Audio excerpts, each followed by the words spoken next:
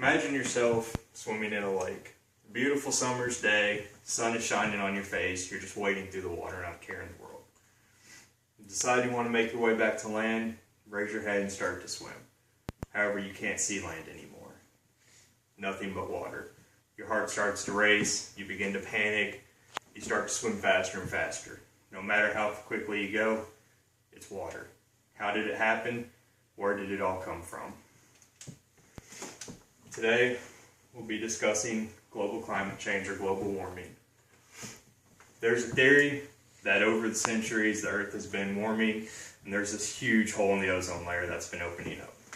This is partially true. The Earth's temperature is going through a warming period, but there is not a gigantic hole that's continually opening. It's very marginal, very small.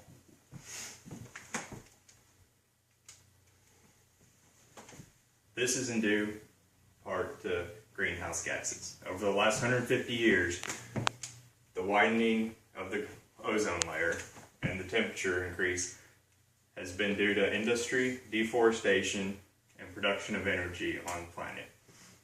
These man-made events have released carbon dioxide at an increase of over 40% over the last 150 years, which are adding to the temperature rise, as well as methane gas and nitrous oxide, which are coming from livestock and fertilizer at 150% and 17% respectively. With this being known, the United Nations enacted the UNFCCC, the United Nations Framework Convention on Climate Change, and the Kyoto Protocol. In the early 1990s, the UNFCCC was put into place. It pretty much regulated deforestation and a chance to cut down carbon dioxide. With the Kyoto Protocol, it was incorporated in the UNFCCC in the 1997.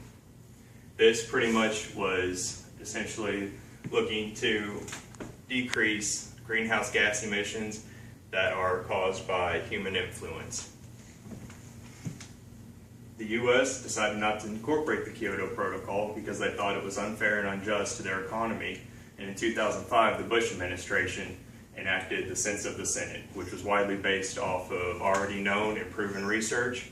And since then, our decrease in greenhouse gas emissions has gone down by 7%. However, those are not the only greenhouse gases that are affecting climate change. CFCs, or chlorofluorocarbons, or halocarbons, are purely man-made gases. They're found in aerosol cans, fire extinguishers, refrigerators, and before the Montreal Pact in 1997, which regulated the production of these CFCs, they were used in everything. Absolutely anything you could find for your home, they were used in, and once they were used, it was emitted through production, through the use. They're emitted into the atmosphere.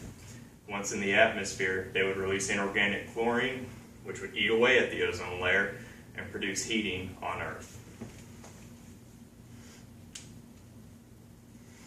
The Earth does have natural defenses, which have, of course, always been there, and one of these defenses is through volcanic eruptions. When the soot and particulates are released into the atmosphere, they, through the Twomey effect, enable a cooling of the atmosphere by creating cloud nuclei. This absorbs solar radiation and reflects it back through the atmosphere. However, the life cycle of the particulates and the soot in the atmosphere pale in comparison to that of greenhouse gases, carbon dioxide, and CFCs. Unfortunately, with all the regulations that are in place, public opinion has barely changed over the last few years. We see that most Americans just strongly believe that scientists are falsifying information or that global warming just simply is not a threat to their way of life. Unfortunately, without public opinion favoring and wanting to take action against global warming, on the extreme end, we could see Arctic ice sheets melting, glaciers melting, which in most extreme circumstances could lead to a 200-foot rise in sea levels. This would flood coastal cities and destroy water supplies.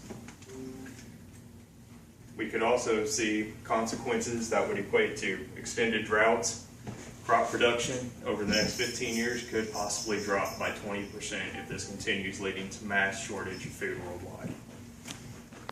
Unfortunately, we need this to stop because there are inhabitants of this earth that are already seeing global warming taking its toll. The ice caps are melting, the ice sheets are melting, and polar bears are having to swim. The longest recorded swim, over 400 miles by a single polar bear. Let's not wait. Let's take action and do our part so that we're not in the same boat as polar bears.